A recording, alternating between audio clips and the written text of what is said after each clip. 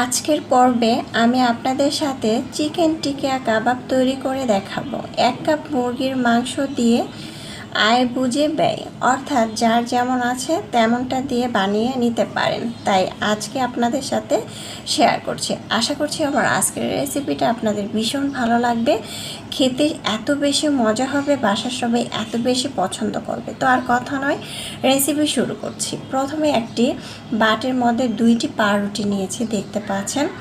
এটা আমার বাসায় নাস্তার জন্য আনা হয়েছিল, 2 পিস বাকি ছিল, সেই 2 পিস আমি এখানে দিয়ে দিলাম। তারপর আমি 1 কাপ মুরগির মাংস ব্লেন্ড করে নিয়েছি, দেখতে পাচ্ছেন। এখানে কাঁচামরিচও দিয়েছি 2টির মতো, যাতে একটু ঝাল ঝাল লাগে, খেতে দারুণ মজা লাগবে। আজকে আমি যেভাবে দেখাচ্ছি এভাবে একবার তৈরি করে দেখতে পারেন বাসায়, খেতে দারুণ লেগেছিল। এখন দিয়ে দিচ্ছি পেঁয়াজ কুচি, তারপর হচ্ছে কাঁচামরিচ কুচি দিয়ে দিচ্ছি, তারপরে ধনেপাতা কুচি দিয়ে দিচ্ছি। আমি 2টির মতো পেঁয়াজ দিয়েছি, 7-8টার মতো কাঁচামরিচ দিয়েছি, ধনেপাতা আধা কাপের মতো দিয়ে দিলাম, পরিমাণ মতো লবণ দিয়ে দিলাম। তারপর আমি এখানে দিয়ে দিচ্ছি গরম মশলার গুঁড়া 1/2 টেবিল চামচ, ধনিয়ার জিরার গুঁড়া 1/2 টেবিল চামচ করে দিয়ে দিচ্ছি। তারপর আমি এখানে দিয়ে দিব মরিচের গুঁড়ায় 1 টেবিল চামচ।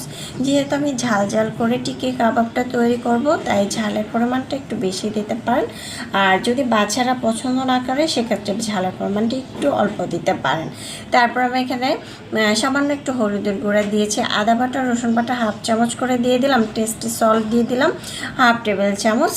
অবশ্যই টেস্টি সল্টটা দেওয়ার চেষ্টা করবেন। তারপর আমি এখানে দিয়ে দিলাম কাবাব মশলা সামান্য একটু, আপনারা না চাইলে স্কিপ করতে পারেন, শুধু গরম মশলার গুঁড়াটা দিয়ে কিন্তু তৈরি করতে পারেন। যেহেতু বাসার উপকরণ দিয়ে আমি তৈরি করছি, সেক্ষেত্রে টিকিয়ার কাবাবটা না থাকলে সেক্ষেত্রে আপনারা স্কিপ করতে পারেন, তবে দিলে খেতে ভালো লাগবে, না দিলে স্কিপ করতে পারেন। গরম মশলার গুঁড়া দিয়েই কিন্তু তৈরি করতে পারেন। দিয়ে দিলাম বেসন, আমি এখানে আধা কাপের মতো বেসন দিয়েছি, চাইলে কর্নফ্লাওয়ারটা অ্যাড করতে পারেন।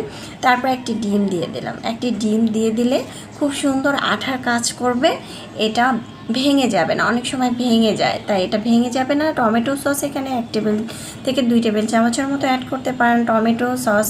তারপর হচ্ছে সয়া সস দিয়ে দিলাম 1 টেবিল চামচ, খুব ভালো করে মেখে নিচ্ছি, দেখতে পাচ্ছেন। তারপর আমি এখানে দিয়ে দিব পেঁয়াজ বেরেস্তা।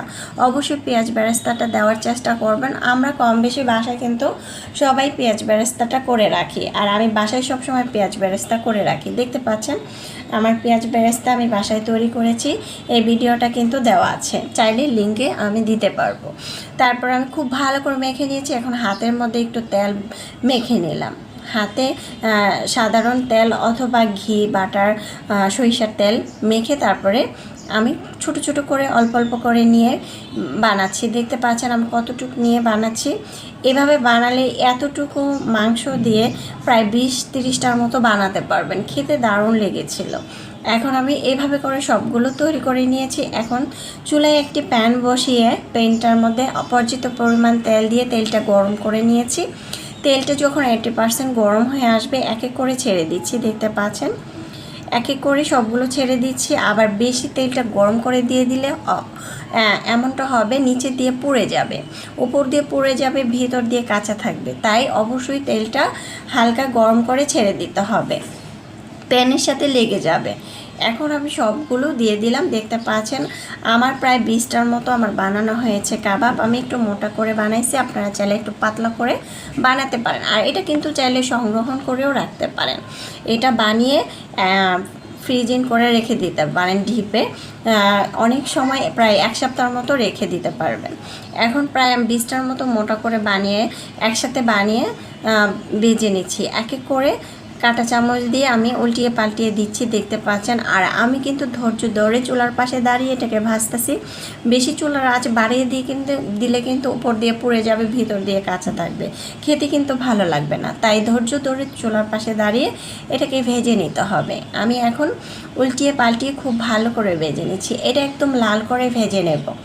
লাল করে ভেজে নিলে উপর দিয়ে এতটা ক্রিস্পি হবে আর ভিতরটা নরম হবে, খেতে কিন্তু দারুণ মজা হবে। দেখতে পাচ্ছেন কালারটা খুব সুন্দর হয়েছে। এখন আমি সবগুলো উঠিয়ে নিয়েছি।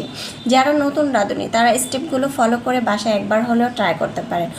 আমরা কিন্তু কম বেশি সবাই মুরগির মাংসটা এনে থাকি, তার থেকে একটুখানি মুরগির মাংস যদি রেখে দেই তাহলে কিন্তু আমরা এই কাবাবটা তৈরি করতে পারি। আমি কিন্তু বুকের অংশটা রেখে দিয়েছিলাম, সেই অংশটা দিয়ে আজকের কাবাবটা তৈরি করছি। আমরা চাইলে ইফতারিতেও এই মজাদার কাবাবটা তৈরি করতে পারি। খেতে দারুণ হয়েছে। এখন আমি একটি বাটিতে পরিবেশন করে নিয়েছি। মাশাআল্লাহ, দেখতে যেমন সুন্দর হয়েছে খেতেও কিন্তু দারুণ মজা হয়েছিল। যাকে খাওয়াবেন তারা তো প্রশংসা করবে। আর আমার বাসায় এত বেশি স্বাদ পেয়েছে এটা খেয়ে, তবে আমি একটু ঝালের পরিমাণটা বেশি দিয়েছি, আপনারা চাইলে ঝালটা একটু কমিয়ে দিতে পারেন। খেতে মজা হয়েছিল। বিট লবণ ছিটিয়ে পরিবেশন করে নিয়েছি। রেসিপি ভালো লাগলে চ্যানেল সাবস্ক্রাইব করে লাইক দিয়ে পাশে থাকবেন। চাইলে ট্রাই